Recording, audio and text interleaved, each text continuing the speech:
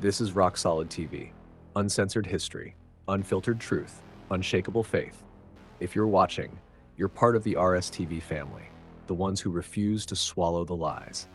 Tonight, we're diving into one of the darkest and most ignored mysteries in America. People are vanishing in our national parks by the thousands, and the patterns are too bizarre to ignore. Shoes removed, clothes folded, bodies appearing where they couldn't possibly have gotten. Something is hunting in the wilderness, and the government doesn't want you to know. This is the chilling truth of the missing 411. America's national parks are supposed to be safe havens, places to hike, camp, and reconnect with nature. But beneath the postcard beauty lies a nightmare. Every year, men, women, and children vanish.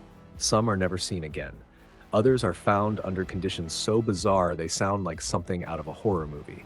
Yet the mainstream media barely touches it, and the National Park Service openly admits they don't even keep a database of the missing. Ask yourself, why? The strange statistics. Thousands of disappearances. A handful of patterns that repeat again and again.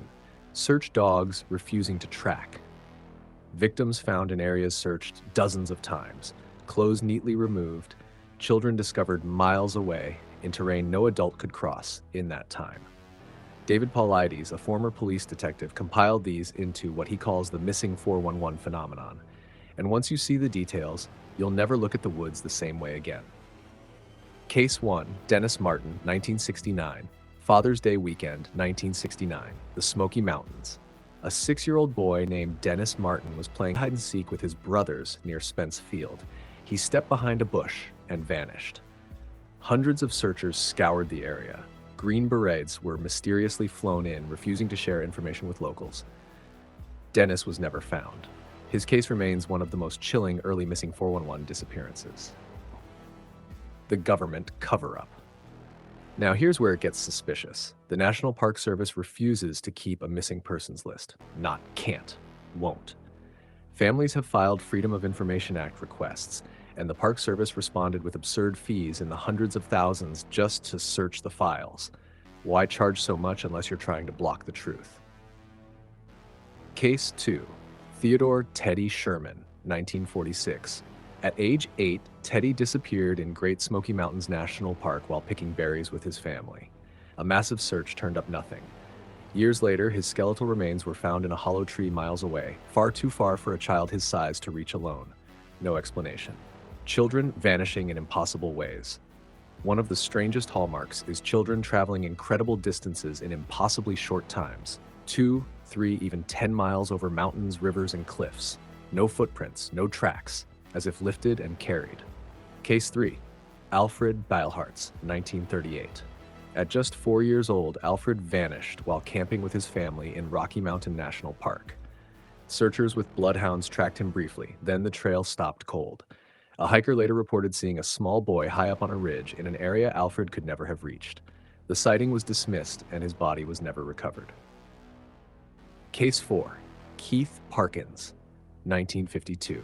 2-year-old Keith wandered away from his home in Ritter, Oregon. He was found 19 hours later alive, but 12 miles away over 2 mountain ridges.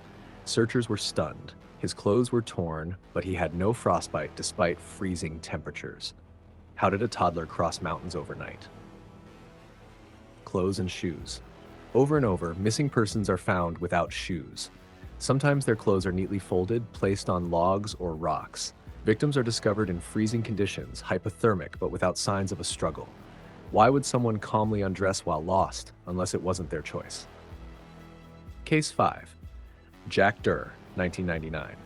An experienced outdoorsman vanished in the Sierra Nevada. His body was later found. Clothes neatly folded nearby, boots removed, gear untouched. No sign of a fall, no animal attack. It looked staged, as if someone or something deliberately arranged the scene. Search dogs refusing to track. Trained search dogs are relentless, but in case after case, they sit down, whimper, and refuse to continue. Some handlers report the animals act as if they've hit an invisible wall. Case 6. Jared Atadero, 1999. At age 3, Jared vanished in the Colorado wilderness. His clothes were later found neatly folded, his shoes pristine, as if never worn. His body was eventually discovered high above treeline in terrain even adults struggle to climb. Experts couldn't explain how he got there. The water connection. Bodies often turn up near water.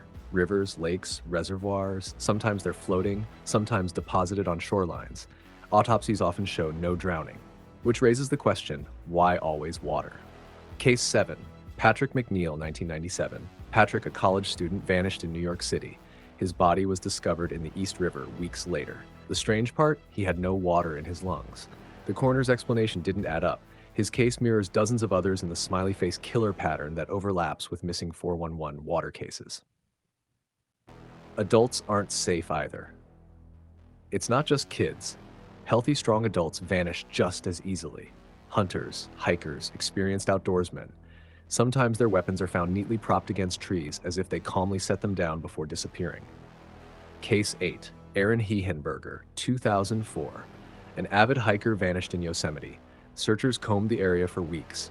His body was eventually found in a place previously searched with no clear cause of death. His boots were missing, clothes scattered, and personal belongings intact. Something is hunting. When you stack these cases side by side, the conclusion is chilling. It's not ordinary accidents. It's not always animals. Something intelligent. Something deliberate. Something hunting in the wilderness. Case 9. Kenneth Martin, 1974. A 5-year-old boy disappeared in Oregon's Cascade Range.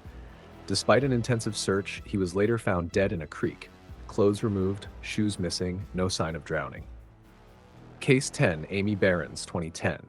Amy, a young woman, vanished while hiking in Glacier National Park. Weeks later, her remains were found in a location already searched with no clear explanation for cause of death. Her shoes and most of her clothing were missing. Explanations range from the mundane to the extreme. Some blame animal attacks, but predators don't fold clothes. Others suggest serial killers, but no killer can snatch toddlers over mountains in minutes. Then there are the darker theories, alien abductions, portals, cryptids like Bigfoot, or supernatural entities that use wilderness as hunting grounds. The government's role. Why do Green Berets show up at some searches? Why does the Park Service refuse to keep a database? Why do families get stonewalled? It all points to one conclusion. They know something is out there, and they don't want the public to panic. The wilderness has always held mystery, but missing 411 is more than just mystery. It's terror. Something is snatching people right under our noses. Kids vanish within sight of their parents. Adults disappear, leaving boots and rifles behind. Bodies appear where they shouldn't, and the government acts like it's not happening. RSTV family, don't be fooled. The truth is right in front of us. People are being hunted.